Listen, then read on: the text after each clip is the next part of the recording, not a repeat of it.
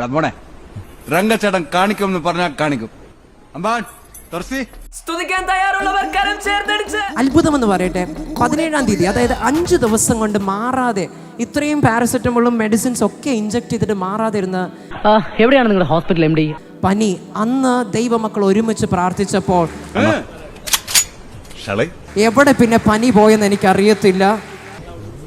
ഒന്ന് പൊട്ടിക്കാൻ പാടേ അന്ന് സ്റ്റക്കായി തോന്നണം.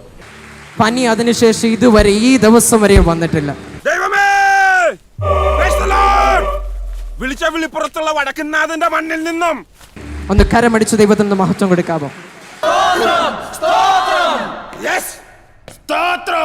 എക്സാമിന്റെ അന്നേ ദിവസം രാവിലെയാണ് പഠിക്കാൻ എടുക്കുന്നത്, അതുവരെയും പഠിച്ചില്ല.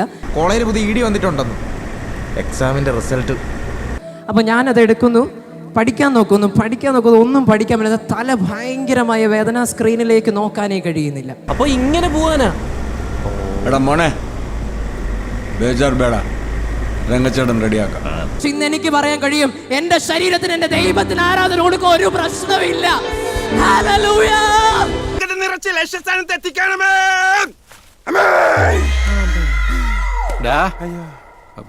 വരീതേ എന്തുണ്ടായിരുന്നട്ടെ? നിനക്ക് കുഴപ്പമൊന്നുമില്ലോ? എനിക്കൊരു കുഴപ്പമില്ല. ചിന്താതമനിയിൽ ധൂളി കേറി എങ്ങനെ എടുക്കും ശ്വാസം, സ്വാർത്ഥത പുറകെ ലോകമോടി, 4 ദിക്കിലും നാശം. വാക്കുകൾ തീർന്നു തൊണ്ട വറ്റി, ഞാൻ എങ്ങനെ എപ്പിക്കും പ്രാസം. ചുട്ടുപൊള്ളി ഒരു ഭൂമി. ഒരു സുവിശേഷത്തിനെ പറ്റി അന്തരീക്ഷം അല്ലട്ടോ ഇവിടെ. അറിയാടാ. എന്ന് എനിക്ക് നിങ്ങളോട് പറയാനുള്ള ഒന്നേ ഉള്ളൂ, നമുക്ക് ആരോഗ്യമുള്ളപ്പോ ചാടാൻ നമ്മൾ നാണിക്കരുത്. ആശുപത്രി കിടക്കുമ്പോഴേ മനസ്സിലാകത്തുള്ളൂ ഒന്ന് ചാടാൻ പറ്റിയെങ്കിലെന്ന്. കൂടത്തുള്ള